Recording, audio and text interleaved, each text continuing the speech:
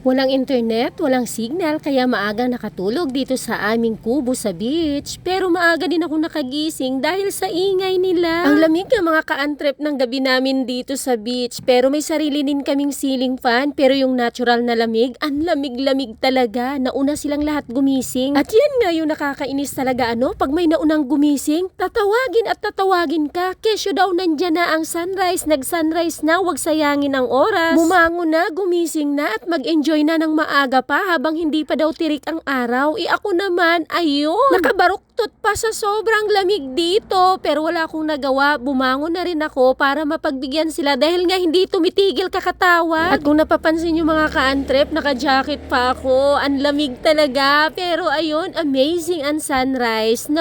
Hawak ko ang beat tuloy ako. Mas maagang gumising nga pala si RS. Kanina pa pala sila naliligo at nag-e-exercise ni Miggy. Itong dala naming alagang aso. Tiningnan niya na rin kasi itong aming lambat. Yung lambat na yan mga ka-antrep, kahapon pa yan, iniligay niya yan dyan para magsilbing lambat para hindi makapasok ang mga salabay. Yes mga ka-antrep, maraming salabay ngayon. Yung mga dikya ba? Dikya o bukya? Yung parang mga bilog na maliliit lang yung mga gaway. Hindi naman daw ito nakakamatay pero masyadong makati. So every time talaga na naliligo kami dito, nilalagyan niya ng lambat ang mga bata for safety kumbaga. At habang nagkakapinga ako ay ito na, nahila niya na ang lambat kahapon na para lang sa paliligo nila at syempre may nakuhang mga isda, double purpose talaga ito para sana may pangulam kami, sana nga may kuha. At lahat nga kami nakaantabay, so habang nagkakapi ako ay binubuksan na ni RS itong lambat, sana lang talaga may kuha, akala ko malaking isda na. Yung tinapon, pamundo pala. So ito na talagang pinakahintay, napaka-excited ni Nene, may dalang lagayan ng isda pero ang dala niya bowl lang na maliit. Kaya to the rescue naman si Julia, ito baldi yata yung hinanap nun kasi tumakbo siya para daw kumuha ng lagayan. Mas excited yata si Miggy kaysa sa amin. Ito na, may dala ng balde.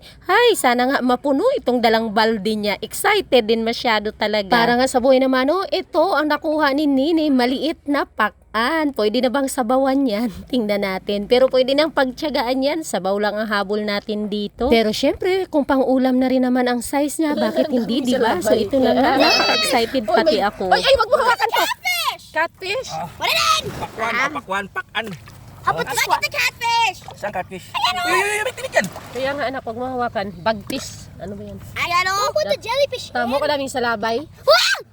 May nasama pa ngang bagtis mga ka-antrep. Bagtis ba tawag doon? Pero hindi ko lulutuin yan. Ibalik na lang siguro namin sa dagat yan. Ito na nga, medyo may problema na. Kasi gusto ng mga bata alagaan daw. Gawin daw pet ito. Pero syempre ang gusto ko at gusto ni RS, pang-ulam ito. Nakiisa pa nga sa akin si Julia kung please daw, pwede wag na lang lutuin dahil kawawa naman sila. Pero paano naman tayo? Paano naman kami? Kami ang kawawa, walang ulam. Pagkatapos namin makuha mga ka-antrep itong aming isda, ayan, akala ko talaga may malaking isda nang lumalangoy palapit sa amin, yun para si RS at si Miggy. Habang ang mga bata naman ay nagre-ready na para sa kanilang day 2 of swimming. Hindi ko alam kung bakit hindi sila nagsasawa kakaligo ng dagat. At syempre ako naman ay diretso sa kusina. Wala tayong mga pangsahog dito mga ka-antrep kasi yung tinanim kong malunggay na maraming punong malunggay na tinanim ay kinain ng mga kambing hanggang sa namatay. Kaya inasinan ko lang itong pakan mga ka-antrep, sinabawan itong tubig at nilagyan lang ng sibuyas at asin. Wala ngang pampalasa, walang iba akong sahog, walang ibang pampalasa, kaya malaman na lang yan mamaya kung pwede ba. Ang kinukonsider ko na lang dito ay dahil naman siya ay sariwa, so of course okay na okay pa rin naman siya kahit walang mga sahog dahil sa sariwa nga itong isda na ito. So kung nakikita nyo mga ka-antrep, every time na nandito kami sa beach, paborito ko talaga or mas gusto ko talagang magpaapoy or magluto sa kahoy kasi napakaraming mga maisugnod-sugnod dito lang sa paligid. Sayang naman kaysa gumamit pa ako ng uling. Makakatipid pa ako at the same time, ayan, parang feeling ko na babalik yung mga nakalipas na panahon, kumbaga mga ka-antrep, nung kahoy pa ang ginagamit namin at talagang naka-assign ako sa pangangahoy tuwing Sabado pag walang pasok nung elementary pa lang ako. Sobrang salamat nga pala kay RS dito sa duyan na nilagay niya. Kahit nagluluto, nakakaduyan-duyan, napakasarap ng feeling, napaka-relaxing. Wala nga lang internet, yun ang bad thing. At ito nga si Bunso mga ka-antrep, every time na nagluluto ako, gustong-gusto niyang naglalagay siya din ng apoy dito sa kala na ito. Ang hilig-hilig niya talaga tumulong pagdating sa apoy. Sana lang pag lumaki ito ay wag lumaro ng ng apoy. Na-enjoy ko talagang pagluluto kapag gumagamit dito ng apoy mga ka-antrep at tinuturuan ko yan sila magsugnod. Kumbaga, halimbawa sabihin ko, Toy, yan, Andre, lagyan nyo ng kahoy yung apoy, yung kalan yan, nilalagyan yan nila. Para nakakapag-basic training na rin baga, kumbaga sa buhay. The moment of truth na mga ka-antrep, hindi ko talaga alam kung ano ang lasa nito dahil wala nga ibang pampalasa. Ngayon ko lang na-realize na hindi ko pala nakuha ng hasang. Hindi ko pala nakuha ng hasang. May hasang lang. Kalimutan ko. Buti na lang sariwa.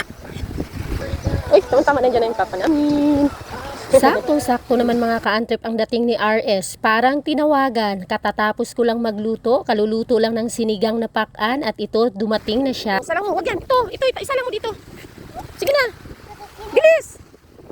Salang mo dyan. Sige, salang. No! Ibubon. Ilagay mo, isalang mo. Wag mo ibuhos dyan. Ay nako, pinatay mo yung apoy. At yun nga mga ka-antrep, pumalpak na nga itong aking katulong dahil pinapasalang ko, hawak ko ang cellphone dito sa kamay ko, pinapasalang ko itong takore, ay binuhos ang tubig sa apoy. Kaya ayun, namatay ang apoy. Paapoy ulit natin. Tama lang mga ka-antrep, pasado 9:00 na ng umaga, mabuti na lang napakain ko na ng agahan ang mga bata. Itlog nga pala ang inulam nila kanina at ngayon nga, kami naman ni RS ang kakain. Syempre, excited ako para sa pakan, pero sa totoo lang mga ka-antrep, hindi naman talaga siya kasarapan, pero parang feeling ko masarap na rin kasi nga kuha ng lambat namin. Pero syempre kung may mga sahog sana at kahit na magic sarap man lang, maging masarap sana itong sabaw na kadagdag pa. Pero yung laman ng isda mga ka-antrep, napakasarap dahil nga sariwa. Masarap din siguro ito kung inihaw ko na lang ano. Hindi naman talaga bad mga ka-antrep, hindi naman talaga bad ang lasa dahil nga sariwa itong isda. Pero kung i-compare ba natin doon sa may mga sahog, may mga pampalasa, ay iba talaga. Pero all in all, napakasaya ko naman na nagluto ako ng sariwang isda, nakuha pa talaga ng lambat namin. Napaka-fulfilling. Happy weekends mga ka-antrep. See you next time. Please follow, like, and share.